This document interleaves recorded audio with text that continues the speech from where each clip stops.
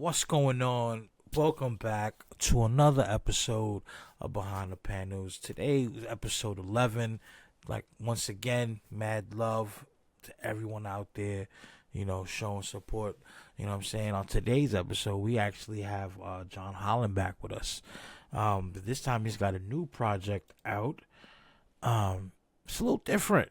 He's got, if you listen to our last episode that he was on, he mentioned he has a lot of comics that he's been working on for years. So this project, he's actually putting all the digital copies in, that'll be available. He's got them bundled up. You can buy them separate. It's a dope concept, and it's all digital, so you don't gotta wait for shipment and nothing like that, man.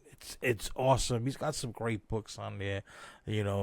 Listen to the podcast for yourself, man. He's got some fire.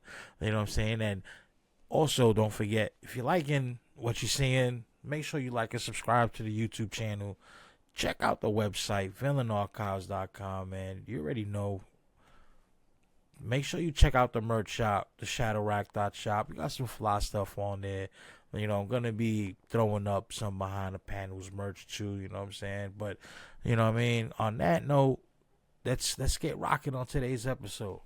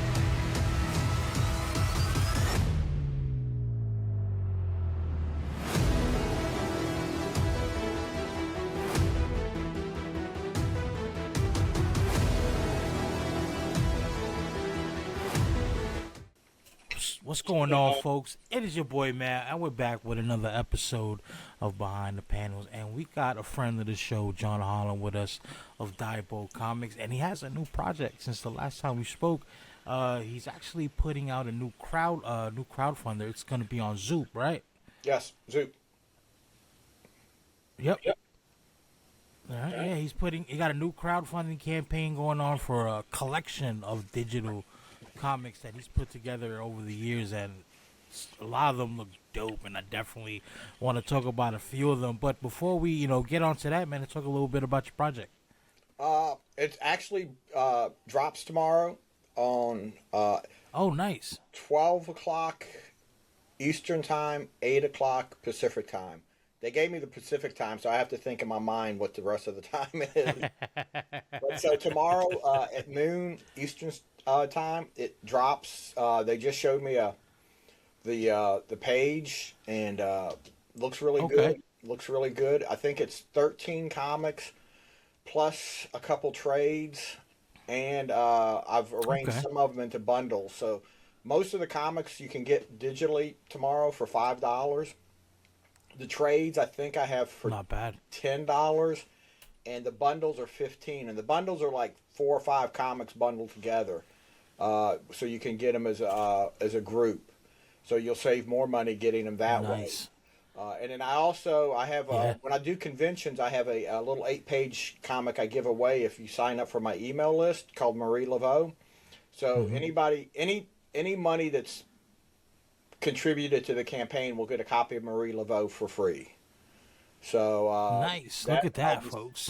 Sending out for everything. So I think it's a good deal. $5 for a comic. Absolutely. As soon as the campaign's over, I will be getting everything out because the comics are done. They're 100% finished. There's no printing. There's no shipping. Just send them right out. Just hit the button and they'll go out. So that's it. I'm hoping it does really well. I've noticed in Kickstarters, a lot of Kickstarters are doing anywhere 20 to 30% of their campaign seems to be digital.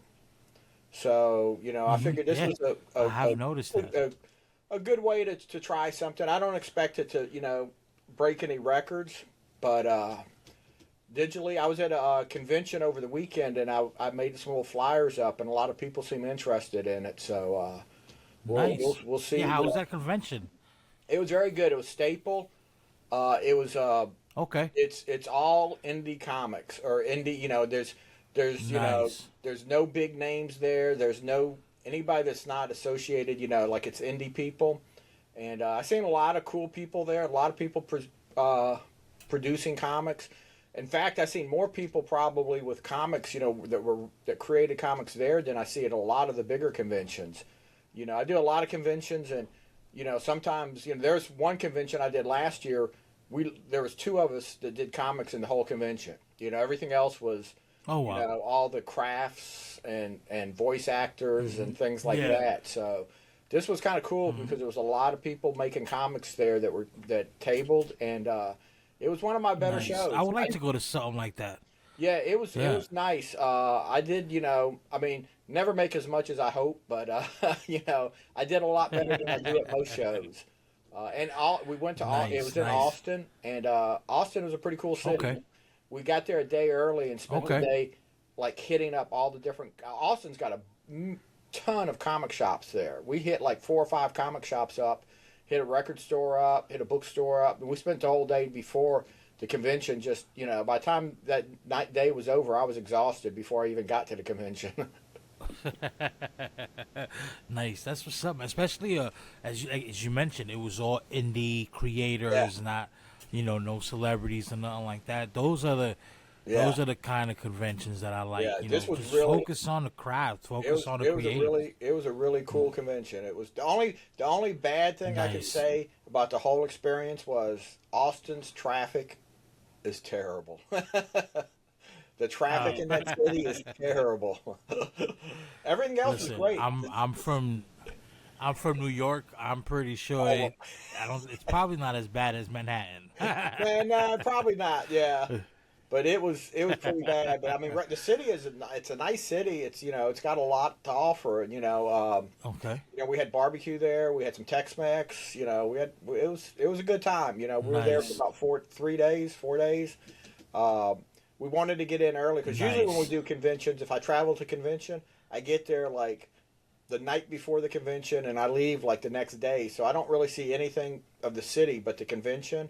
And this time we said, let's get there a day early and look around, see what we can see instead of at least get a little Yeah. idea of the city instead of just in and out without even knowing anything. Yeah, yeah. If I go to a place that like I really wanted to go, like I've done in the past, I'll stay an extra day Yeah, and just dedicate that to being a little tourist, checking yeah. out what they got going on and things like that. Yeah, I've done that once or twice, but usually it's kind of like it's more because I think the finances. It's like that's one less hotel room, that's less food, things like that. I have to spend money on. But I've did it a few times. Oh yeah. Like when I went to San Diego, I spent a day like going to the zoo and places like that. That was pretty Oh, cool. you have to. Yeah, Yeah, you have to. I mean, you go on to San Diego, you might as well make the best out of it too. yeah, Like I want to. I don't know. I would. I mean, clearly everyone would love to have a table there, but I don't know. I would love to go visit. Absolutely, I would love yeah. to finally go to San Diego Comic Con. But if I'm pretty sure it's so packed and it must Oh, it be. is. I went the last I two mean, I years. could only.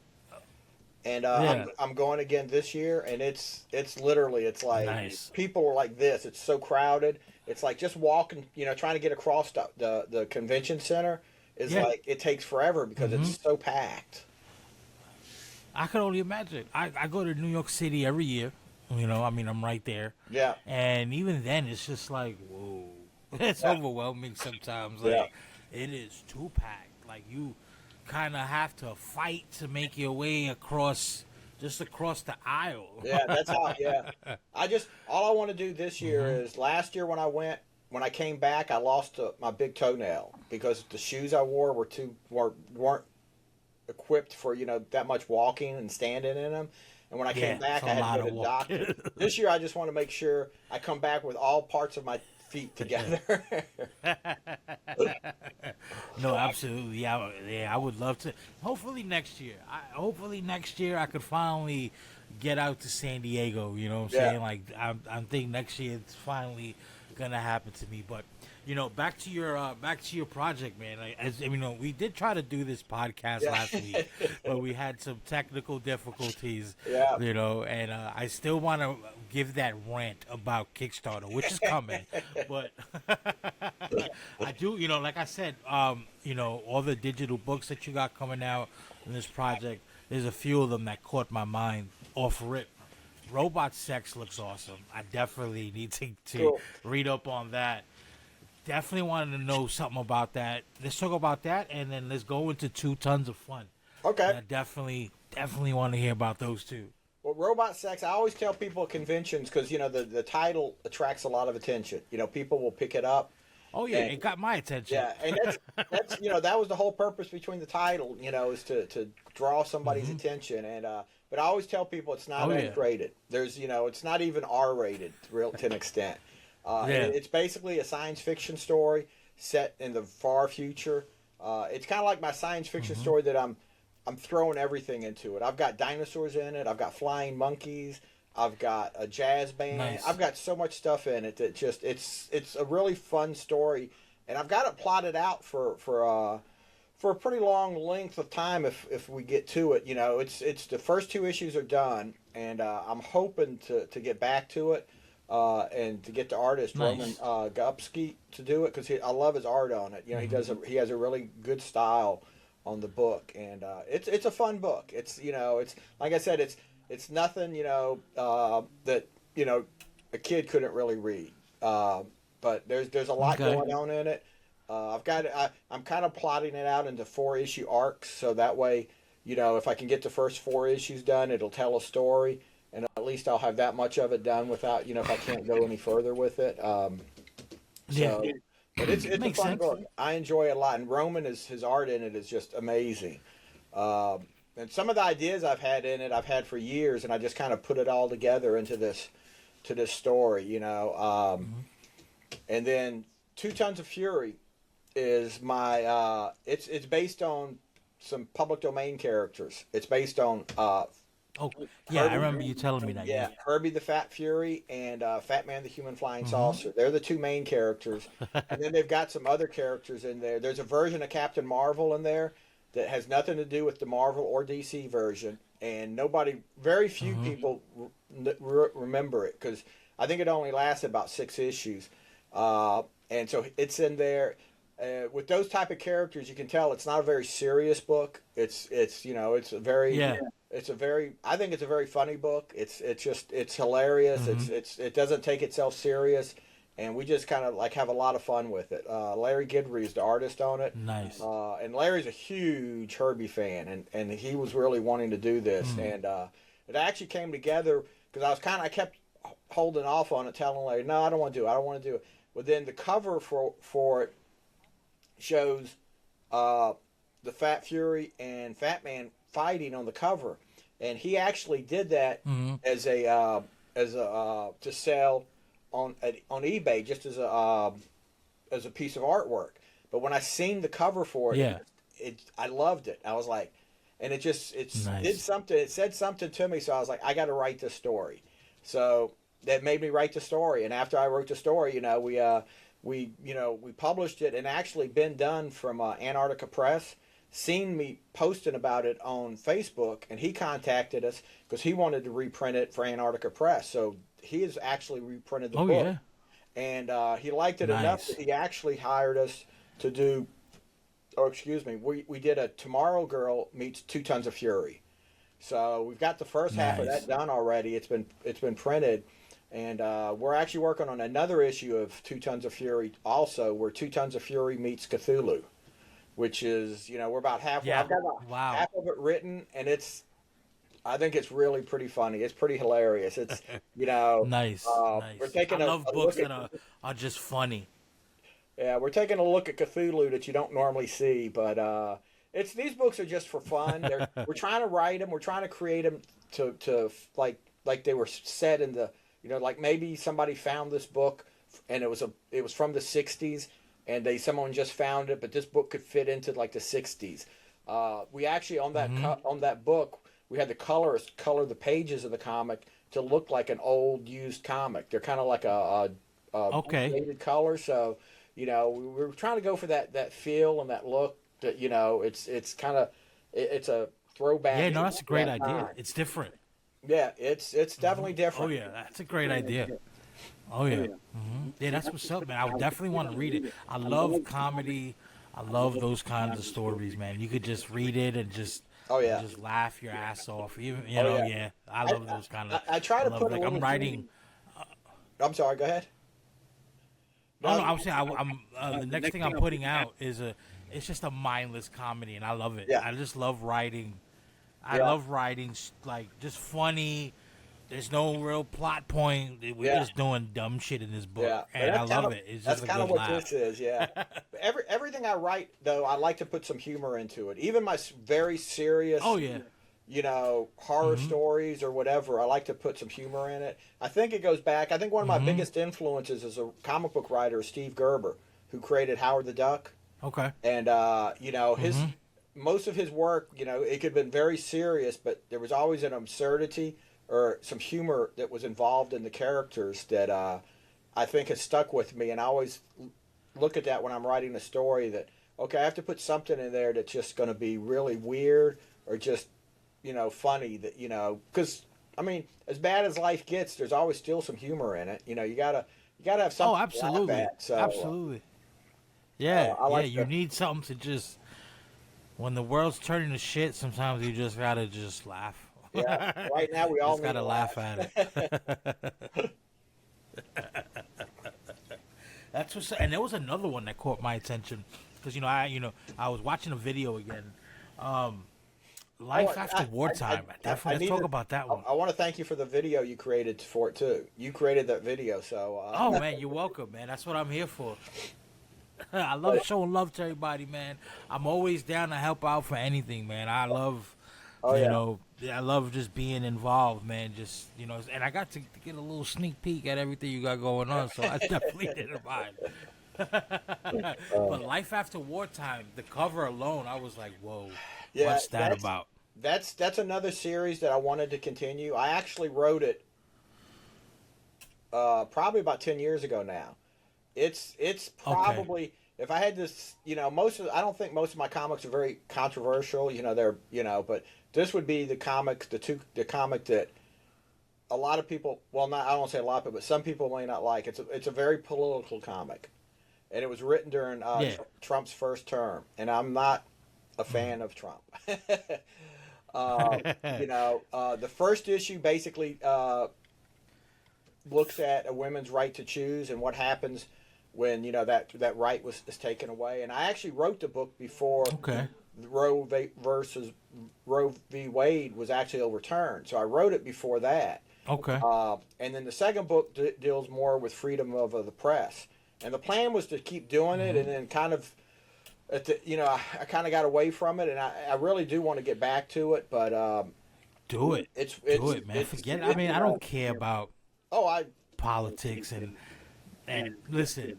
I just want to read a great story. I try not to put my feelings involved. At the end of the day, if you don't like it, that's hey, that's cool. But write what you write. Write it. I want to see it. So I want to see it. These are I want like to the see two biggest political things I think I've written. So I think they turned out really well, and both of the covers on it. And I was using a different artist for each issue. So the first cover is by Javier Laparo, and the second cover is, oh my God, I can't think of his name now. And that's terrible. Tyler Carpenter did the second issue cover. And both of those covers, they did such an awesome job with. Both of them just look so cool.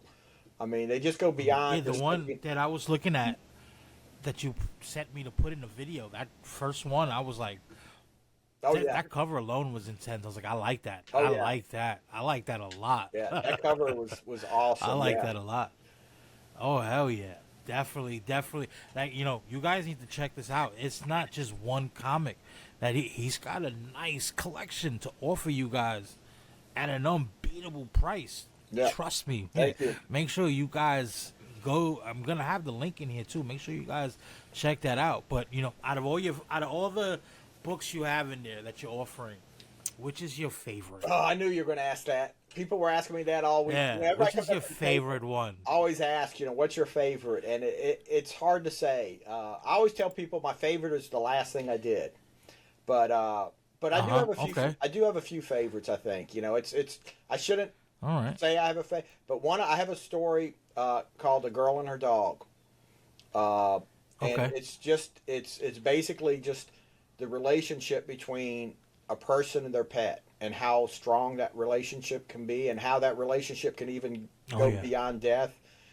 Tony Isabella, who is Jenny Blake now, Tony at the time created Black Lightning for DC Comics, and when A Girl and Her Dog was first published, he called it one of the best comics of the year. So nice. nice. And I'm sorry I'm using the wrong pronoun for him. It's she, because she's known as Jenny Blake now. So I didn't mean to use the wrong pronoun for her.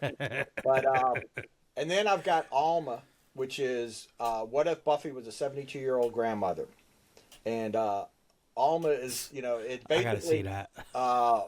The power for the champion ends up going to a 72-year-old grandmother. And Alma has a special place for me because Alma's my mom's name. And Alma, after I did the book, my mom passed about 3 years ago, and it was right after I did the book. So when I finally got to publish the book, I actually added extra stuff to it. There's like a 4 or 5 page of her favorite recipes. She was writing like a little thing about her past life and stuff, so I put an excerpt from that in there. So the book has 32 pages of comic, but there's 16 pages of text stuff, basically kind of as a homage to my mom. So the book came out really nice, and so that one's always, I have to kind of consider one of my favorites. And it actually, we signed a contract with Source Point Press for Alma. Towards the end of the year, Hernan's going to finish. It's going to be 3 issues.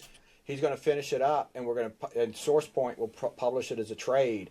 It's probably not looking like probably until next year it'll come out, because Hernan has become like a really in-demand artist. He's doing work for IDW and some other publishers, and he's got to finish his contract work with them before he can finish drawing Alma. But he's graciously, trying to work the time into his schedule so he can get it finished, so we can get it published. So that's going to be really pretty cool. And then if I go absolutely. If I go on the thing where I just said, it's my favorite work is my newest work is Akimi, and we actually talked about Akimi. I think our last, the Fund My Comic was a bust. It didn't do very well at all, So we're moving on with it. Hopefully in another month I'll be back on here, a month and a half. We'll be talking about the Kickstarter for Akimi, because we're going to do a Kickstarter for Akimi. Okay. We've got the second issue already done. He's finished the art. I've just got to get it compiled together. But I am offering the first issue on this site as a digital copy, so you can actually get Akimi. Nice. And Akimi is like, I love Akimi. It's like the artwork by Jorge is just awesome. I remember we spoke about that the first time you were on. It looks great. It is awesome. I would offer the second issue, but we just finished it, so I didn't have time to get it, up on this. But we're going to do it. When we do the Kickstarter, we're going to offer both the first and second issue that you can buy either one, or we'll have a bundle for the two. But I don't want to talk too much about the Kickstarter. That's in the future. But you will be able to get Akimi, the digital copy now. And Akimi's basically, she's a 16-year-old girl in the comic. She fled Japan, and her father, who was an evil warlord, because he was basically training her as an assassin since she was born.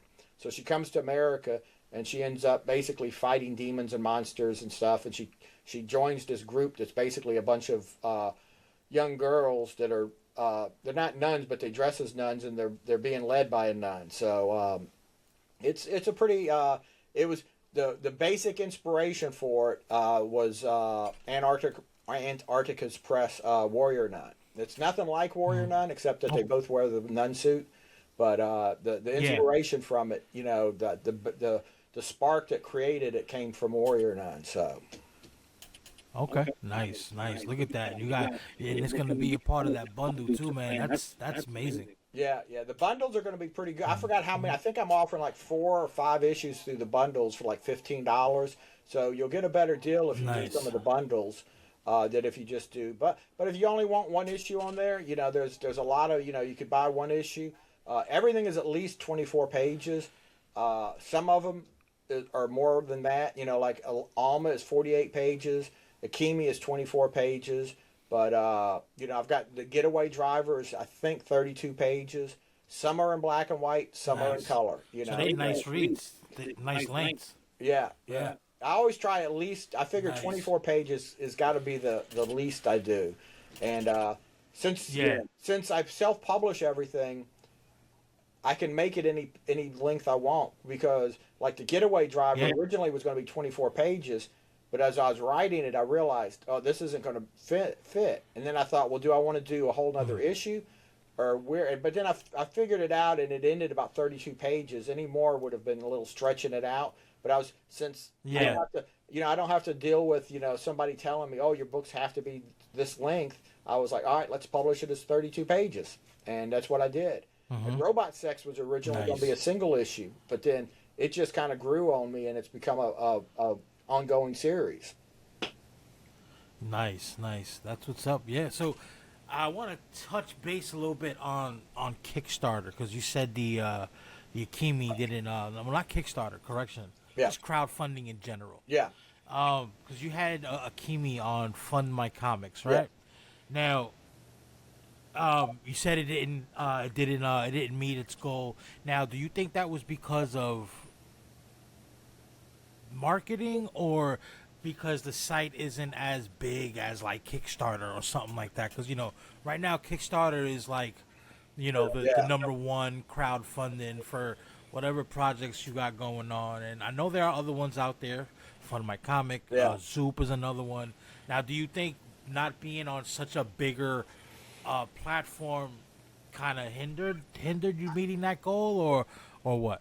I think Kickstarter is become it's almost like a comic shop onto itself. But and I don't want to blame Yeah. I don't want to put all the blame on Fund My Comic site and say, oh, it's a small site, they didn't, because they do have Uh-huh. people that go on there and there's people that's been raised 10, 20, $30,000 for their comic. Oh yeah. So it's Oh probably yeah. a I dug around a combination. little bit. It's a smaller site. Yeah. Maybe I didn't market enough. Maybe it's I'll take Okay. my share of the blame for maybe I didn't get the word out about it enough. But All right. it just didn't do it. I don't know why. Yeah. And, but I think Kickstarter has the advantage of it has so many people that just go to Kickstarter and just scroll through. It's like instead of going to their local comic shop, some of these people just go on Kickstarter and they find their comics Yeah. on Kickstarter, and you've got a built-in base that that helps a lot. I mean, you still need to get out there and market it. You still need to push it, but Yeah. I think you're Everywhere. starting from a stronger place. When you first put something on Kickstarter.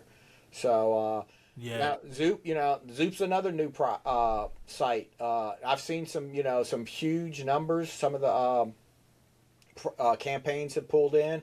Zoop has had some pretty big names, in the comic industry have used it. So we'll see. I Okay. mean, it's still not going to have that huge crowd that Kickstarter has just to start off with, but we'll see how it goes. But like I said, my next project, I am going back to Kickstarter with Akimi because Nice. I think I need to All right. try it on Kickstarter and I think I can get it funded on Kickstarter because I don't ask for huge amounts. Basically, I'm asking just enough to get it printed and to pay Yeah. Jorge for the next issue. So Yeah, that's what I'm doing with my Kickstarter. Yeah. Comics already done. yeah, Everything is out of my pocket. I'm just Yeah. raising enough to print it. yeah, That's it. It's all the That's- artwork's yeah. done. Covers are done. Well, not all the covers are done. Most of them are done. Yeah. Some of them are being worked on, and I cannot wait to show oh yeah. Well, what I got cooking. for- I definitely can't yeah. wait. For like I said, Akimi 2 is done, but I want to try to get 3 variant covers for it. So I do need to get the variant covers done because for the first issue, I've got 3 different artists that did variant covers for it. So I wanted to get some variant. I don't. I did a Kickstarter that we had I had so many variant covers for it. I think you can go overboard with variant covers. Because You absolutely can. You absolutely can. I mean, I think that's what DC does best. You have like 100 oh yeah, variants for like oh yeah, one comic. I mean, don't get me wrong. I love a nice cover. yeah, I've been known to buy several of the same issues for the variants. yeah. It's a good sale. You know what I'm saying? But you can go overboard, especially being an indie creator. Oh yeah, Like, definitely. I'm trying to limit my variants, Yeah, but I just have so many ideas, and I'm like a kid in the candy store, yeah. And I work with so many great artists. Oh yeah, I have so many great artist friends, and I'm just like, yo, let's do a cover. I love your work. I love your work. Let's do a cover. Let's do a cover. Like, I think in total, I'm probably gonna have 5. okay. And I'm trying not to go over that. I'm trying not to go over that. Yeah, Like, I mean, I'll have variations of the same one, like, you know, maybe like a limited foil of one of the covers, but try not to go over 5. But I just, if I could have 100, I'd have 100. Oh Just because yeah, I love the artwork. You oh know what yeah, I'm saying? I love a great cover, and I feel like that it comes down to that a lot, First impressions. yeah, Somebody sees a great cover, it's gonna quickly, hold on, what's that? yeah, That looks interesting, That first impression, yeah, first impressions meet. They look that's the biggest thing, You can have a great story, but if that cover isn't grabbing no one's attention, who's gonna read it? yeah, That's yeah. just the reality of it. Well, I had And for Alma you when I know, did the Kickstarter, I had 2 covers. 2 of the variants were basically covers that were in color, but I took them and put them in black and white, so they were just a black and white version of the color comic, and they really looked really good in black and white. I mean, in fact, they were I think 2 of my favorite covers, just the black and white versions of them. So oh yeah, sometimes a black and white interiors cover whatever, sometimes I feel like it'll do the book more justice than if it had color, yeah, because there's been some books where I'm like, I'm glad they didn't do the color. I think it would have yeah, just been overkill because it's just perfect. yeah. Sometimes less is more.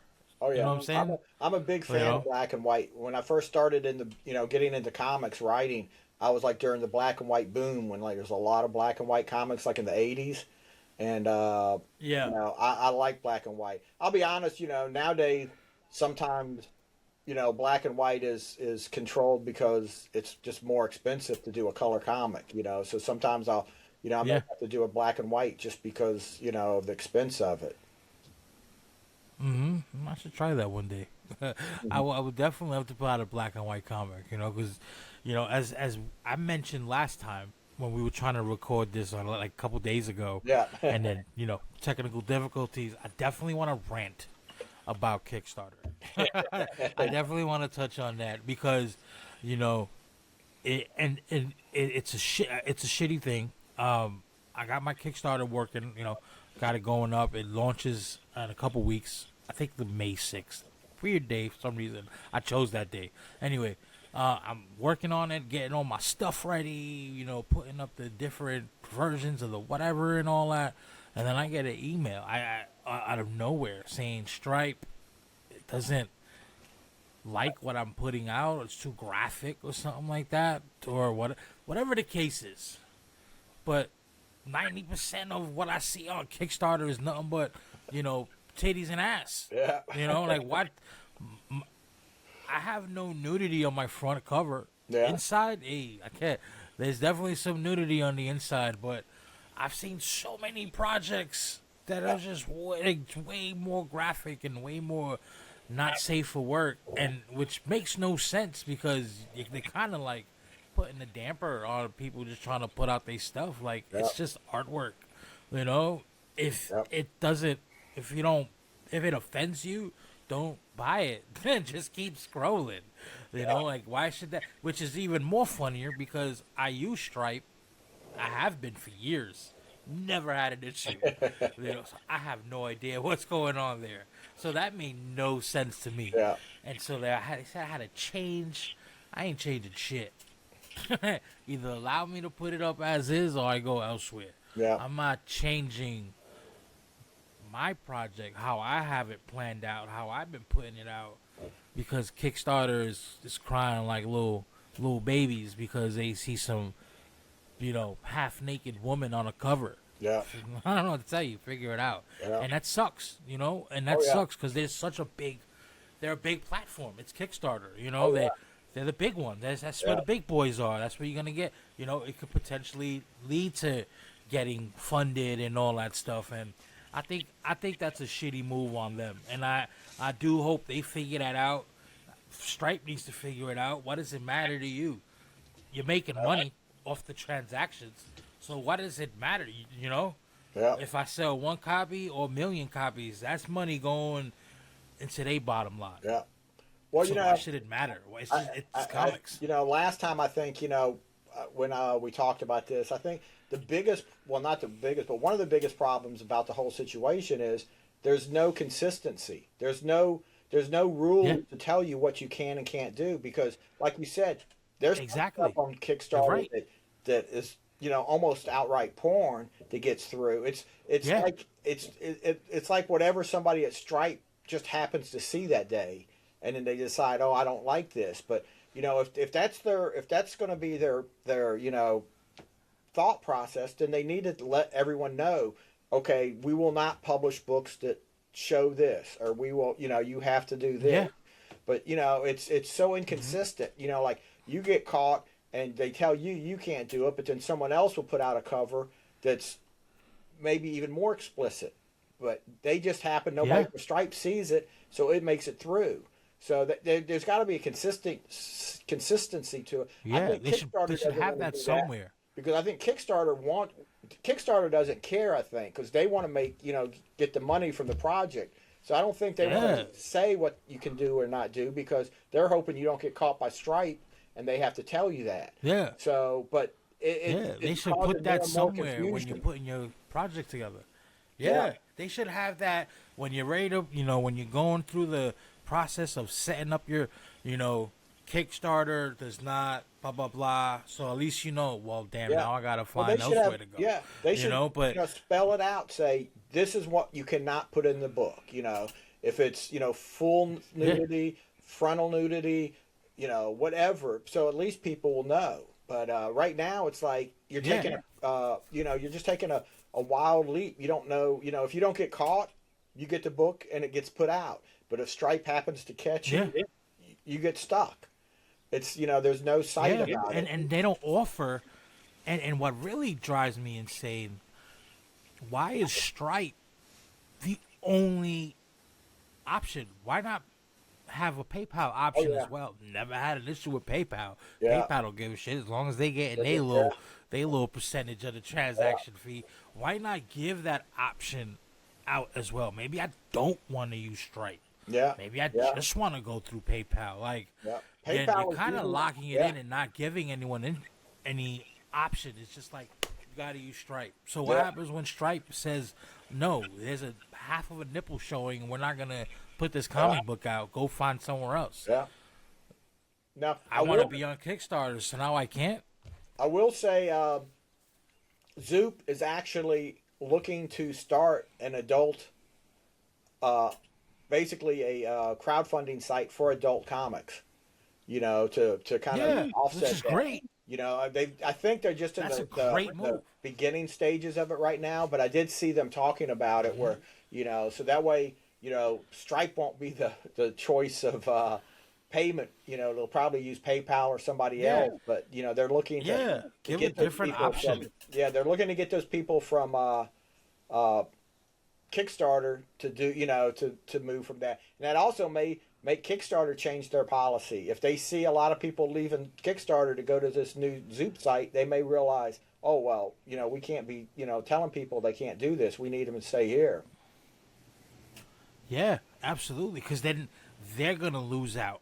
You know Yeah. what I'm saying? Because Kickstarter is getting a lot more out of the campaign than like the credit card processor Oh is. yeah. Stripe is only getting what, couple cents on the dollar. Yeah. I don't know what it Kickstarter's is. getting Yeah. more. Yeah, Kickstarter's getting a lot more. So if they're gonna allow them to kind of put their hand in Kickstarter's pocket, maybe Kickstarter just needs a better, an additional option. You know what I'm saying? And anyone listening, please tell me if I'm wrong. But I have not seen anywhere when I was putting my comic book together of what I can and cannot have as far as graphic and nudity and stuff like that, because my comic is full of it. Like one panel alone is a female, actually one whole page, female giving someone a lap dance, and she slices his throat with a razor that she keeps in her mouth, and there's blood gushing out. I want people to see this. Yep. What do you mean I can't have it on Kickstarter? Yeah. I think Come there's. on, it's I, artwork. It's not like this is a video. Yeah, I think they have some vague disclaimer about like nudity or X-rated or things like that, but it's vague enough that people get by it unless basically the people policing it is Stripe. From what I understand, Kickstarter doesn't have an issue with it. It's basically Stripe is the one if Stripe finds sees your book and thinks that it's not appropriate, then they're not going to fund you, or they're not going to release the money. So I've heard people have actually went through the whole process and got funded, and then Stripe refuses to release the money, and basically they've got to start all over. Oh wow! So I'm not wow. sure if that was just a rumor or if that was what I heard, but that's that shouldn't be allowed. That shouldn't be allowed. Especially if they processing the payments. Yeah. Hell no. So, because for that, then either I'll go elsewhere or I'll just run it off my website. Yeah. You know what I'm saying? Like, Yeah. and I'll make the money. And which is, like I said, it's still funny that Stripe is my credit card processor. Yeah. I've been using them since 2017, Yeah. and I've sold worse books than this. You know what I'm saying? Like, Yeah. I have a book, and like I've sold it through Stripe. Like, I've processed payments. It's a comedy. I partnered with a comedian. He's on social media. He's pretty huge. He's got a nice big following, and we decided put a comic book together. You want to talk about? This is for adults. There's a scene where a puppet is just sniffing cocaine off a stripper's ass. Stripe still let me, I've sold out of a lot of these issues, you know what I'm saying? Except, for the main cover, of course, I always have a limited, but all the variants blew out the water, you know what I'm saying? And I'm working on number 2, which is worse than the first one, you know what I'm saying? So what's going to happen? The guy got almost 1 million followers on social media, sells out every comedy show, so y'all gonna lose out on all that money. Yeah. Because Stripe is crying like babies for their little 1 or 2% transaction fee. When how much does Kickstarter take? I forgot. They take a nice little chunk. Yeah, I don't remember. I want to say 8%, something like that. Maybe I could be completely wrong. They say 8. But it's a little. They're getting a bigger portion than Stripe. Oh, so they should be like, yeah. listen, if y'all gonna be this way, we'll take our business elsewhere. There's more than one credit card processor. Yeah. It's not like I'm selling drugs. Yeah. That I could understand. Then you can't, and but that I could understand. But come on, it's the comic books. It's art. It's art. So if somebody wants to do a movie, an action flick, and there's just, there's people getting their heads blown off, an occasional side boob, you're not gonna help fund the film because it's ridiculous. It's ridiculous. Yeah. It's ridiculous. Well, in all forms of art. Yeah, that's one of the reasons I'm, experimenting with some of these other crowdfunding sites, to see, what else I can try. And, more than likely I may go back to fund my comic again and try it again. Because like I said, I've seen Yeah. some of them. They've had some very successful campaigns, and and I'm not gonna Mhm. throw shade at Fund My Comic and say, oh, you're too small. That's why I didn't. It was probably a lot of Mhm. a combination of a lot of reasons why it didn't succeed. Yeah, absolutely. Absolutely. So I may give it And another once you shot. do try them, I definitely want to get you on and have a conversation because you've tried Zoop, Fund My Comics, Kickstarter, and I would love to get some comparison Yeah. eventually when you try all three, Okay. just to see Yeah.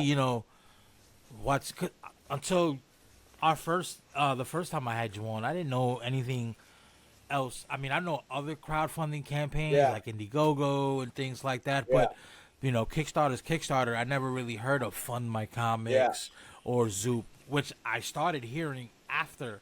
So I was like, Yeah. okay, now I'm curious about these, Yeah. because I'm gonna try them as well. Yeah. After the Kickstarter, my next comic, which is almost done, that's gonna go on probably Fund My Comics, and Yeah. then I'll try Zoop for a different one. Yeah. Just so I could see and gauge what's better because right now the big boys got me upset Yeah. with that email. They Well, got me upset with I that want to try email. Indiegogo too because outside of Kickstarter, Indiegogo I think is probably one of the bigger crowdfunding sites. So I haven't tried. Yeah, Some yeah. reason I always forget about that one, but I do want to try that one too. Hmm. Like I said, and if Hmm. I can find some other crowdfunding sites, I may try them. It doesn't hurt because Hmm. like with Akimi, okay, it didn't make it on Fund My Comics. All right, I'll just move it to Kickstarter. It's Yeah. there's no rule that says, oh, if you do one, you can't do it on another one. A lot of people they do Kickstarter and they take their Kickstarter after it succeeds and they move it to Indiegogo and just basically do a second crowdfunder. So there's a lot of things to do out there. A second crowdfunder. Yeah. I don't know. I feel like that may be a little iffy. You know what I'm Well, saying? Like you already funded it. I don't know.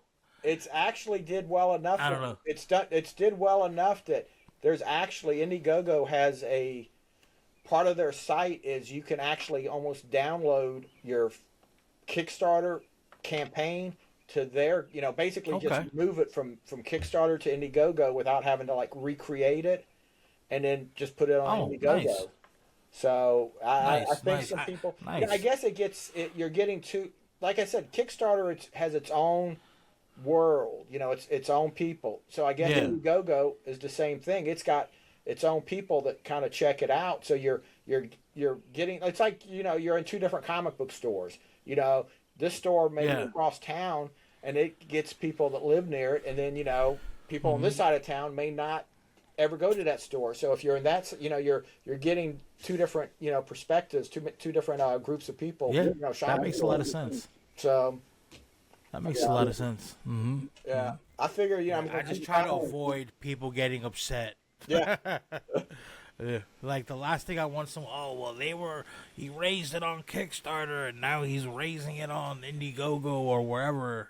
I But think you as got long your as you're, books, I think right? as long as you're fulfilling the project. Now, if you don't, Yeah. if like you don't send the Kickstarter campaign out and then you go to Indiegogo and try to raise more money, then I can see people getting upset. But if Yeah. you fulfill the pledges that you got on Kickstarter, then you go to Indiegogo. That's a whole and you're selling Yeah, it. So I would even offer something, maybe like a special cover. Oh, Yeah. this is only going on the Indiegogo Exactly, campaign yeah. or whatever other crowdfunder. Yeah, that would be a cool idea. That's a cool idea. You know what Yeah. I'm saying? Like as long as, but you got to stay on top of making sure everybody gets their stuff because then Oh, that's when yes. everybody. Yeah. That's when the town come out with the pitches with the forks and everybody trying to kill everybody Yeah. like your Frankenstein's monster or something. You don't want to piss off the village. Yeah, definitely. Because it just takes one little mistake, man. Scrolling through Facebook, all I see is drama. So all I see Oh, is yeah. drama, and I'm just like, wow. Sometimes, and then just trying to get filled in. I feel like even asking that question sometimes may be a little too much. Oh yeah. Where it's like, oh, you didn't know? No, I have a life Oh outside of yeah. this. I didn't know. You Yeah. know what I'm saying? I try to focus on my own drama. Well, I'm not focusing on yeah. nobody else's Well, drama. drama gets more, I think more eyes on it, so people like to, show the drama side of stuff. Oh yeah, it's engagement. At the end of the day, man, that's what matters. Because when now a person like me not knowing what the big drama is going on, I'm gonna be curious and I'm gonna start clicking on Yeah. profiles and stuff if I want the information, and that leads to engagement. So maybe I should piss some people off. You know what I'm saying? Get a couple more views here and there. Yeah, yeah. Maybe I should start just pissing people off for some reason. But yeah. So the new campaign that you're gonna put on Zoop, that you said it goes live tomorrow, right? And Live how tomorrow, long is it going for? a month.